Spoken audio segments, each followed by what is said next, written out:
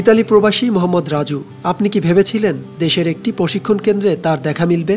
রাজু এখন মোবাইল সার্ভিসিংয়ের প্রশিক্ষণ নিচ্ছেন। প্রশ্ন জাগতেই পারে, বিদেশে থাকা অবস্থায় কেনই বা তাকে দেশে ফিরতে হলো প্রশিক্ষণ নিতে?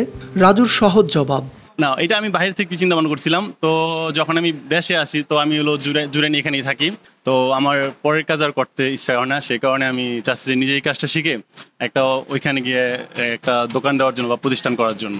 আমি বিগত 7 বছর মালয়েশিয়াতে ছিলাম। ওইখানে দেখতেছি যে মোবাইলের কাজটা একটু বেশি বা এটার চাহিদা অনেক বেশি। তখন চিন্তা ভাবনা করলাম যে ওইখানে তো শিখা সম্ভব না, ওইখানে শিখাইবে আপনারা ওনাদের বাসায়, এটা আমাদের পক্ষে কখনো সম্ভব না। যদি সম্ভব হয় তাকে অনেক সময় নিবে। তখন চিন্তা ভাবনা করলাম দেশে যাই এই কাজটা যদি আমি শিখতে পারি, তাহলে আমি আবার বাইরে গেলে একটা দোকান বা একটা প্রতিষ্ঠান আমি দিতে পারবো আর কি। দেশে মুঠোফোন ব্যবহারকারীর সংখ্যা দিন দিন বাড়ছে।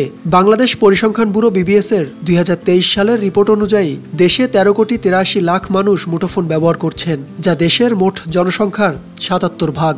স্মার্টফোনের বাজার যেমন প্রসারিত হচ্ছে, তেমনই বেড়েছে মোবাইল রিপেয়ারিং পেশার চাহিদা। বিশেষ করে যারা এই কাজে দক্ষ, তাদের আয়ের সুযোগও বেশ ভালো। আবার এই পেশায় আসতে প্রয়োজন হয় না খুব বেশি শিক্ষাগত যোগ্যতার।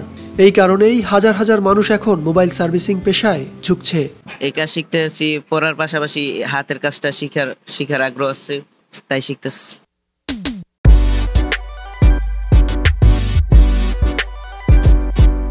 আমার ইচ্ছা আছে যে আমি এই কাজ শিখে আমার নিজ উপার্জনের টাকা দিয়ে আমি একটা মোবাইল সার্ভিসিং দোকান করব।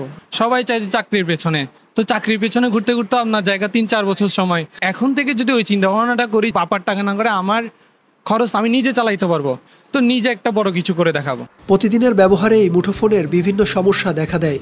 স্ক্রিন ভাঙা, ব্যাটারি নষ্ট হওয়া কিংবা সফটওয়্যার সমস্যা। এই সমস্যাগুলো সমাধান করতে মোবাইল সার্ভিসিং পেশা হয়ে উঠেছে অত্যন্ত গুরুত্বপূর্ণ।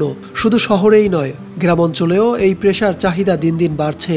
এখানে যেহেতু খুব সহজে অনেক ভালো ইনকাম করা যাচ্ছে, আর এখানে কিন্তু শুধু তরুণরা না, আগে যেমন ছিল যে একটা শ্রেণী ছিল, এখানে কিন্তু এখন সর্বশ্রেণীর লোকজনই আছে। একটা মানুষ অ্যাভারেজে দেখা যায় আমাদের বাংলাদেশে 2টা ফোন চালাচ্ছে। দ্যাট মিনস এখানে একটা হিউজ অপরচুনিটি। আর এই বাজারে, সম্ভাবনাময় বাজারে প্রত্যেকেই তো আগ্রহ থাকবে, এটাই স্বাভাবিক। দেশে মোবাইল সার্ভিসিং শেখার জন্য এখন রয়েছে নানা ধরনের প্রশিক্ষণ কেন্দ্র। এ বিষয়ে প্রশিক্ষণ প্রদান করছে যুব উন্নয়ন অধিদপ্তর এবং বেশ কিছু বেসরকারি প্রতিষ্ঠান। সরকারি কোর্সে ভর্তির জন্য ন্যূনতম 8ম শ্রেণী পাশ হতে হয়, কিন্তু বেসরকারি প্রতিষ্ঠানগুলোতে এই সুযোগ সবার জন্য উন্মুক্ত। প্রশিক্ষণ শেষে কেউ নিজের একটি সার্ভিসিং সেন্টার খুলতে পারেন, আবার কেউ বড় কোনো প্রতিষ্ঠানে পেয়ে যান চাকরির সুযোগ। হাতের কাজটা যদি শিখতে পারে, যদি কিছু করে চাকরি যদি নাও পায়, তাহলে উদ্যোক্তা হয়ে কিন্তু টাকা ইনকাম করা যাবে, সংসার একটা হাল ধরতে পারবে একদম ইজি ভাবে। মোবাইল সার্ভিসিং এত মানুষ আগ্রহ কি এই কাজটা খুব সহজভাবে শেখা যায়, আর ইনভেস্টও কম। এই কাজটা করতে গেলে, একটা দোকান দিতে গেলে ইনভেস্টও কম লাগে। অন্যান্য ব্যবসা প্রতিষ্ঠানে হিউজ পরিমাণ একটা অ্যামাউন্ট ইনভেস্ট করা লাগে, আমাদের এই প্রতিষ্ঠানে ইনভেস্টটা কম লাগে আর খুব সহজেই কাজটা শেখা যায়। প্রত্যেকের হাতেই কিন্তু মোবাইল ফোন আছে, তো সবাই মোবাইল ফোন ইউজ করে, আর মোবাইল প্রচুর নষ্ট হয়, তো এগুলো সার্ভিস করার মতো ভালো টেকনিশিয়ান পাওয়ার খুবই অভাব।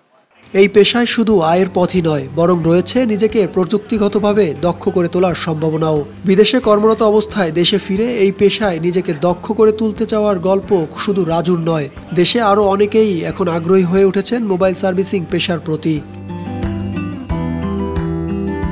সাকিব হাওলাদার, RTV।